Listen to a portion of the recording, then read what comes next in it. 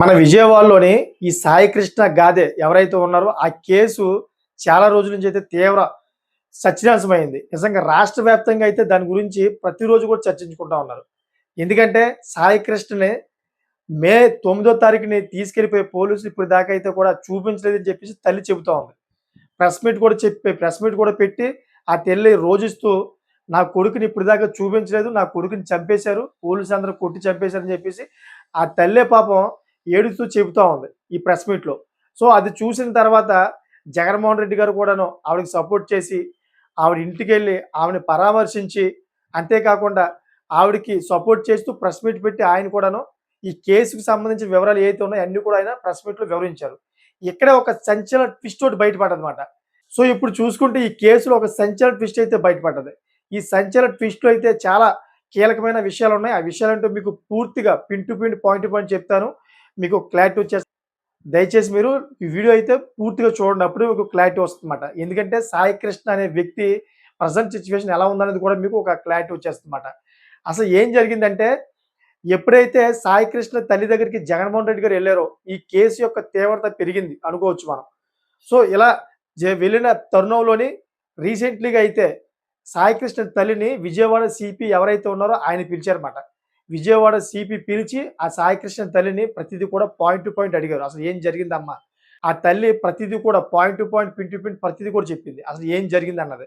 మే 9వ తారీఖున తీసుకెళ్లారని చెప్పి మే 9వ తారీఖు నుంచి ఈ రోజు వరకు ఏం జరిగిందన్నది కూడా ప్రతిదీ కూడా పూసగుచ్చినట్టు సీపీ గారు చెప్పింది. సీపీ గారికి చెప్పడంతోటి ఇమ్మీడియేట్‌లీగా అయితే సీపీ గారు ఎవరైతే సర్కిల్ ఇన్స్‌పెక్టర్ నాగరాజు ఉన్నాడో, సర్కిల్ ఇన్స్‌పెక్టర్ నాగరాజు మీద అయితే కేసు నమోదు చేయమని చెప్పారన్నమాట. ఇమ్మీడియేట్‌లీగా ఆవిడ అక్కడ కేసు నమోదు చేశారు. కేసు నమోదు చేసిన వెంటనే సీపీ గారు కూడా దాన్ని స్వీకరించి ఇమ్మీడియేట్‌గా కేసు నమోదు చేశారన్నమాట. ఇక్కడ మనం ఒకసారి చూడవలసిన విషయాలేంటంటే, ఆ కేసు నమోదు చేసిన సెక్షన్‌లో ఉన్నాయి కదా! అయ్యే ఒక బిగ్ ట్విస్ట్ మాట. ఆ సెక్షన్‌ల గురించి మీరు తెలుసుకుంటే 100% షాక్ గురవుతారు. ఎందుకంటే, ఆ సెక్షన్‌లో అంత కఠినతరంగా ఉన్నాయి. ఒకసారి మనం ఏ సెక్షన్‌లో నమోదు చేశారో ఒకసారి మనం చూసుకుంటే గనక 107 అదేవిధంగా /4 అని ఒక కేసు నమోదు చేశారు. అంతేకాకుండా 107/6 అని చెప్పేసి ఒక కేసు నమోదు చేశారన్నమాట.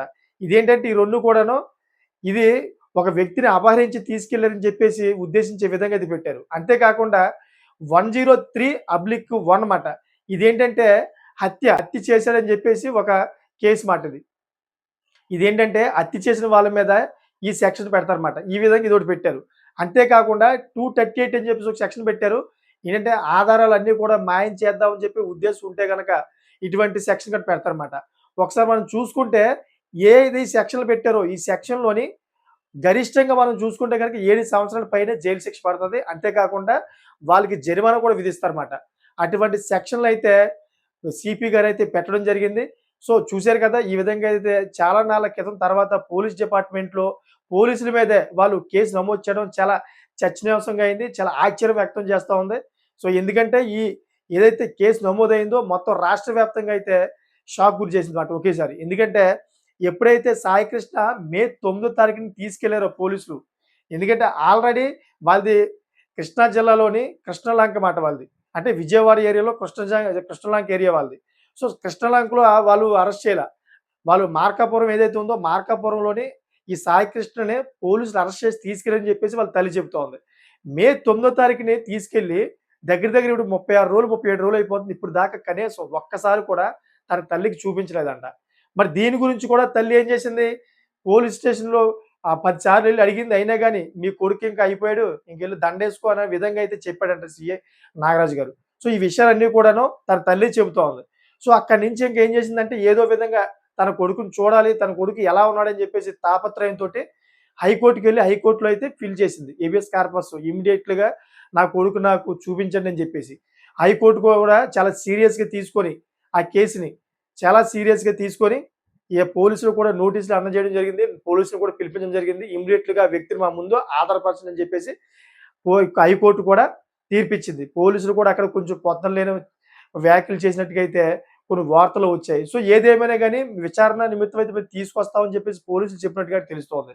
సో, ఎప్పుడైతే పోలీసులు ఈ విధంగా చెప్పారో కోర్ట్ అయితే జూన్ 29వ తారీఖైతే ఈ కేసుని వాయిదా వేసింది. జూన్ 29వ తారీఖుని క్లియర్ కట్‌గా సాయికృష్ణ గాదే అసలు ఉన్నాడా? చనిపోయాడని చెప్పేసి జూన్ 29వ తారీఖున మీకు ఒక క్లారిటీ వచ్చేస్తుందన్నమాట. ఎందుకంటే కోర్ట్‌లో 100% పోలీసులు ఆ కేసు ఏదైతే ఉందో ఆ కేసు తీసుకెళ్ళి అక్కడ సబ్మిట్ చేయాలి. లేదా ఆ వ్యక్తి ఎవరైతే ఉన్నారో సాయి కృష్ణ 100% కోర్ట్‌లో చూపించాలి. చూపించిన పక్షంలోని ఎవరైతే పోలీస్ స్టేషన్ సిబ్బంది ఉన్నారో సర్కిల్ ఇన్స్‌పెక్టర్ అంతేకాకుండా సబ్ ఇన్స్‌పెక్టర్ అంతేకాకుండా మిగతా స్టాఫ్ ఉన్నారు అందరూ కూడా 100% అక్కడ జవాబు చెప్పుకోవాలమాట. చాలా సీరియస్ మ్యాటర్ అయిపోయింది ఇది. ఎంత సీరియస్ మ్యాటర్ అంటే నిజంగాను ఇప్పుడు అటు ఇటు తిరిగి మొత్తం కూడా ప్రభుత్వం మీదకొచ్చే సీరియస్ మ్యాటర్ అవ్వడంతోటి ప్రభుత్వమే సీరియస్‌గా తీసుకుందన్నమాట ఇది. ఎందుకంటే దీంట్లో ప్రభుత్వానికి ఏ సంబంధం లేదు. ఈ సీఏ నాగరాజు చేసిన పని వల్ల ఇప్పుడు ప్రభుత్వం మీదకి వస్తుంది కాబట్టి ప్రభుత్వం సీరియస్‌గా తీసుకుంది దీన్ని. సో చూసారు కదా! ఈ విధంగా అయితే సీఏ నాగరాజు గారి మీద ఈ సెక్షన్‌లు అయితే విధించడం జరిగింది. ఈ సెక్షన్‌లు గాని నిజంగా నిరూపితం అయితే గనక సీఏ నాగరాజు కుటుంబం కూడా రోడ్డున పడిపోద్ది. ఎందుకంటే దీంట్లో 100% అరెస్ట్ అయ్యే అవకాశాలు ఎక్కువగా ఉన్నాయి. అతనే కాకుండా ఇంకా ఏదైతే పోలీస్ స్టేషన్ సిబ్బంది ఉన్నారో కొంతమంది మీద కూడా చర్యలు తీసుకుంటారు అని చెప్పేసి కొన్ని వార్తలు వినిపిస్తా ఉన్నాయి.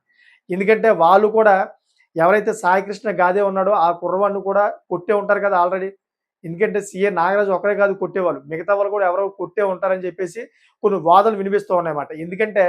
ఒక ఎవరైతే ఎందుకంటే రీసెంట్‌లీగా ఒక వీడియో కూడా వైరల్ అయింది. ఆ వీడియోలో ఒక కుర్రాడు నేను చూస్తుండగానే నా కళ్ళ ముందే సాయికృష్ణ పోలీసులు చాలా అత్యంత దారుణంగా కొడతా ఉన్నారు. ఎంత దారుణంగా అంటే నేను చూసి నా కళ్ళంట కన్నీళ్లొచ్చినాయి అనే విధంగా అయితే ఆ కుర్రవాడు ఆ వీడియోలో చెబుతా ఉన్నాడన్నమాట.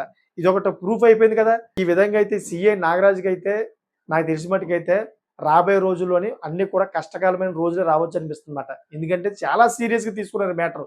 ఇది ప్రభుత్వానికే మొత్తం చెడ్డ పేరు తెచ్చే విధంగా అయిపోయింది ఈ కేసు మాట. అందుకని చెప్పేసి ప్రభుత్వమే దీన్ని సీరియస్‌గా తీసుకుంది. ఎందుకంటే ఇప్పుడు చూడండి ఒకసారి. ఈ వివక్ష ఎందుకంటే ఒకసారి చూడండి విపక్ష పార్టీ వైసీపీ కూడాను ప్రతి విషయంలో కూడాను ఈ సాయికృష్ణ ఫ్యామిలీకి అండగా వెళ్తా ఉందన్నమాట. ప్రతి విషయంలో కూడా సీరియస్‌గా తీసుకుంది. ఒక రకంగా చెప్పాలంటే జగన్మోహన్ రెడ్డి గారికి ఒక మంచి అవకాశం ఉంది. రాజకీయంగా, పొలిటికల్‌గా ఏదైనా మాట్లాడాలన్నా గాని ఇప్పుడు అదే కాకుండా ఇప్పుడు ఏదైతే ప్రభుత్వం ఉందో ప్రభుత్వం మీద వాళ్ళు విమర్శలు చేయాలన్నా గాని మంచి అవకాశం దక్కిందన్నమాట జగన్మోహన్ రెడ్డి గారికి. సో, ఇటువంటి అవకాశం ఇచ్చింది ఎవరు? సీఏ నాగరాజు గారే కదా! సీఏ నాగరాజు గారిని మరి ప్రభుత్వం ఊరికనే వదులుతదా? వదలదు. 100% వదలదమాట. ఈ విధంగా అయితే ఈ కేసులో బిగ్ ట్విస్ట్ అయితే బయటపడింది. ఈ కేసు నమోదు చేయడం, అది కూడా సీపీ గారే స్వయంగా ఈ నాగరా సీపీ గారే స్వయంగా సాయికృష్ణ తల్లికి ఫోను చేసి పిలిపించడం, అయి విజయవాడలోనే సీపీ గారి ఆఫీస్‌లో కూర్చోపెట్టుకొని, అక్కడ ఏం జరిగిందని ప్రతిది కూడా అడిగి, కేసు నమోదు చేయించి, కఠినమైన సెక్షన్‌లు కూడా విధించి సీఏ నాగరాజు గారి మీద అయితే నమోదు చేయడం జరిగింది కేసు. సో, ఈ విధంగా అయితే ఈ కేసులో ఒక బిగ్ ట్విస్ట్ అయితే బయటపడింది. ఇంకా రాబోయే రోజుల్లోని ఇంకా విచారణ జరుగుతున్న సమయంలో ఇంకెన్నెన్ని బయటపడతాయో అని చెప్పేసి ప్రతి ఒక్కరు కూడా చూస్తా ఉన్నారన్నమాట. ఎందుకంటే చాలామంది అంటా ఉన్నారు. మాదక ద్రవ్యం అదేవిధంగా గంజాయి విషయంలో మీరు చంపేస్తే ఎలా? మీకు ఎటువంటి అధికారం ఉంది? చాలామంది మర్డర్‌లు చేస్తా ఉన్నారు. చాలామంది అమ్మాయిలు రేప్ చేస్తా ఉన్నారు. అటువంటి వ్యక్తులను వదిలేసి ఈ వ్యక్తిని ఎలా చంపేస్తారు మీరు? అని చెప్పేసి చాలామంది సోషల్ మీడియా వేదికగా చాలామంది ప్రశ్నిస్తా ఉన్నారన్నమాట. సో, ఏది ఏమైనా గాని ఇది గవర్నమెంట్‌కి సంబంధించిన విషయం అయిపోయింది. ప్రభుత్వమే ఇది రంగంలోకి దిగింది కాబట్టి ఈ కేసు అనేది ఎలా ఉంటది? ఎంత ఉత్కంఠ భరితంగా ఉంటదని చెప్పేసి మనం వేచి చూడాలన్నమాట. ఎందుకంటే కేసు అంతా కూడాను ప్రభుత్వమే డీల్ చేస్తుంది కాబట్టి ఇది. డైరెక్ట్‌గా చంద్రబాబు నాయుడు గారి దగ్గరికే AP deputy CM Pawan Kalyan దగ్గరికెళ్ళిపోయింది ఈ కేసు అంతా కూడా. సో, చూద్దాం మరి ఏమవుతదో. అంతేకాకుండా ఈ వీడియో మీద మీరు కామెంట్ చేయండి. ఈ కామెంట్ ఎలా ఉండాలంటే అసల ఈ సాయికృష్ణ గాదే బతికున్నాడా? లేకపోతే ఎక్కడైనా ట్రీట్‌మెంట్ చేస్తున్నారా? అని చెప్పి మీకు ఒక క్లారిటీ ఉంటే గనక మీరు కామెంట్ చేయండి. ఎందుకంటే చాలామంది సాయికృష్ణని చంపేశారు, చనిపోయాడని చెప్పి చెప్తా ఉన్నారు. ఎందుకంటే నాకు కూడా తెలీదు. ఆ వ్యక్తి ఎక్కడ ఉన్నాడని చెప్పేసి. ఒకవేళ చంపేస్తే గనక డెడ్ బాడీ మనకి కనిపించాలి కదా! సోషల్ మీడియాలో ఎక్కడ కూడా కనిపించట్లా. వార్తలు ఎక్కడ కూడా రాలా. అసలు అతను ఎక్కడున్నాడు? ఉన్నాడా? లేడా? అనే విషయం మీకు తెలిస్తే గనక కామెంట్ చేయండి. దానికోసమే కామెంట్ చేయమని చెప్తా ఉన్నాను. అంతేకాకుండా ఎవరైనా చట్టం తన చేతిలోకి తీసుకొని ఈ విధంగా చేస్తే వాళ్ళకి ఏం శిక్షలు పడతాయి? అసలు చట్టం వాళ్ళు చేతిలోకి తీసుకోవచ్చా? లేదా? అనే దాని మీద మీకు అవగాహన ఉంటే కూడాను కామెంట్ చేయండి. ఎందుకంటే చాలామంది ఈ వీడియో చూసి చాలామంది కామెంట్లు చదువుతారు కాబట్టి వాళ్ళకి కూడా కొన్ని చట్టాలు తెలుస్తాయి. అదేవిధంగా సాయికృష్ణ చనిపోయాడా? లేక బతికున్నాడా? వాళ్ళకి కూడా క్లారిటీ వస్తది కాబట్టి ఈ కామెంట్‌లన్నీ కూడా చేయమని చెప్తున్నాను. అంతేకాకుండా చాలామంది రాంగ్ కామెంట్ చేస్తున్నారు. రాంగ్ కామెంట్ చేయొద్దు. రాంగ్ కామెంట్ చేయడం వల్ల ఈ మెసేజ్ ఏదైతే ఉందో ఇది రాంగ్ ఎళ్ళిపోద్దన్నమాట. రాంగ్ మెసేజ్ ఎళ్ళిపోద్ది 100% అందుకనే రాంగ్ కామెంట్ చేయొద్దని చెప్తున్నాను.